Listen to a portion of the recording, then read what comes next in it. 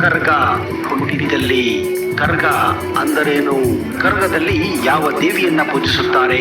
ಈ ಎಲ್ಲ ಮಾಹಿತಿಯನ್ನ ತಿಳಿಯಬೇಕೆಂದ್ರೆ ಈ ವಿಡಿಯೋನ ನೀವು ಕೊನೆವರೆಗೂ ನೋಡಲೇಬೇಕು. ಅದಕ್ಕಿಂತ ಮೊದಲು ನೀವು ನಮ್ಮ ಚಾನಲ್ಗೆ ಹೊಸಬರಾಗಿದ್ದರೆ ದಯವಿಟ್ಟು ಈಗಲೇ ಸಬ್ಸ್ಕ್ರೈಬ್ ಮಾಡಿ, ಜೊತೆಗೆ ಬೆಲ್ ಐಕನ್ ಕೂಡ ಪ್ರೆಸ್ ಮಾಡಿ.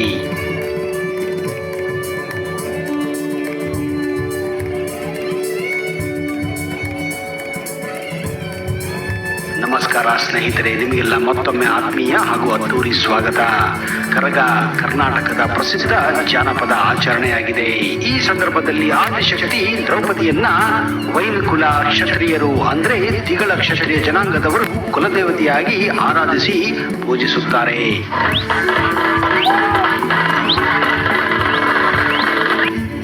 ಶತಮಾನದ ಇತಿಹಾಸ ಹೊಂದಿರುವ ವಿಶ್ವ ಪ್ರಸಿದ್ಧ ಕರಗಕ್ಕೆ ತನ್ನದೇ ಆದ ವೈಶಿಷ್ಟ್ಯತೆ ಇದೆ. ಆದಿಶಕ್ತಿಯನ್ನು ಗುರುತಿಸಿ ಆರಾಧಿಸುವ ಹಲವಾರು ಸಂಪ್ರದಾಯದಲ್ಲಿ ಕರಗ ಮಹೋತ್ಸವ ಒಂದು ತುಂಬಾನೇ ಪ್ರಸಿದ್ಧಿ. ಕರಗ ಅಥವಾ ಕರಕ ಎಂಬ ಮಾತಿಗೆ ಕುಂಭ ಎಂಬ ಅರ್ಥ ಇದೆ. ಕರಗದ ಒಂದೊಂದು ಅಕ್ಷರಕ್ಕೂ ಒಂದೊಂದು ಸಂಕೇತವನ್ನು ಹೊಂದಿದೆ ಎನ್ನುವ ಪ್ರತೀತಿ ಇದೆ. ಕ ಅಂದರೆ ಕೈಯಿಂದ ಮುಟ್ಟದೆ, ರ ಎಂದರೆ ರುಂಡದ ಮೇಲೆ ಧರಿಸಿ, ಗ ಅಂದರೆ ಗತಿಸುವುದು ಅಥವಾ ತಿರುಗುವುದು ಎಂಬ ಅರ್ಥ ವಿವರಣೆ ಈ ಕರಗದ ಬಳಕೆಯಲ್ಲಿದೆ.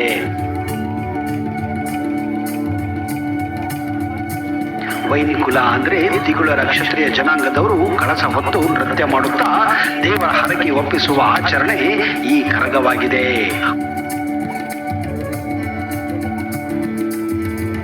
ಕರಗವನ್ನು ರೂಪಿಸಿ ಹೊರುವ ವೈನಿಕುಲ ಕ್ಷತ್ರಿಯ ಮನೆತನದ ಹಿರಿಯ ಪೂಜಾರಿಗಳು ಈ ಆಚರಣೆಯ ಮೂಲ ರಹಸ್ಯವನ್ನ ಗೌಪ್ಯವಾಗಿಟ್ಟಿದ್ದಾರೆ ಎನ್ನಲಾಗಿದೆ. ದೈಹಿಕ ಆಚರಣೆಯ ಗುಟ್ಟನ್ನು ಬಹಿರಂಗಪಡಿಸುವುದು ಕುಲಕ್ಕೆ ಕೇಡು, ದೇಶಕ್ಕೆ ಹಾನಿ ಎಂಬುದು ಅವರ ನಿಲುವಾಗಿದೆ.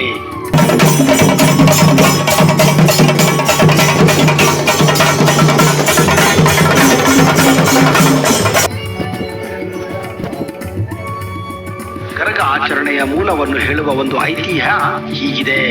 ಕುರುಕ್ಷೇತ್ರ ಸಮಯದ ನಂತರ ಪಾಂಡವರು ಸ್ವರ್ಗಾರೋಹಣ ಮಾಡುವ ಸಂದರ್ಭದಲ್ಲಿ ದ್ರೌಪದಿ ಮೂರ್ಛೆ ಹೋಗಿ ಬೀಳುತ್ತಾಳೆ.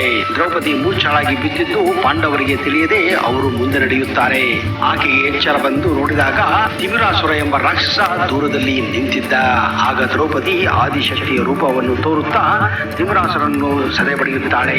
ತನ್ನ ತಲೆಯಿಂದ ಯಜಮಾನರನ್ನ, ಹಣೆಯಿಂದ ಗಣಾಚಾರಿಯನ್ನ, ಕಿವಿಯಿಂದ ಗೌಡರನ್ನ, ಬಾಯಿಯಿಂದ ಗಂಟೆ ಪೂಜಾರಿಗಳನ್ನ ಮತ್ತು ಹೆಗಲಿನಿಂದ ವೀರಕುಮಾರರನ್ನ ಸೃಷ್ಟಿಸುತ್ತಾಳೆ. ಹೀಗೆ ಹುಟ್ಟಿದ ಇವರೆಲ್ಲರೂ ಸೇರಿ ಈ ರಾಕ್ಷಸರ ಎದುರು ಹೋರಾಡಿ ಗೆಲ್ಲುತ್ತಾರೆ.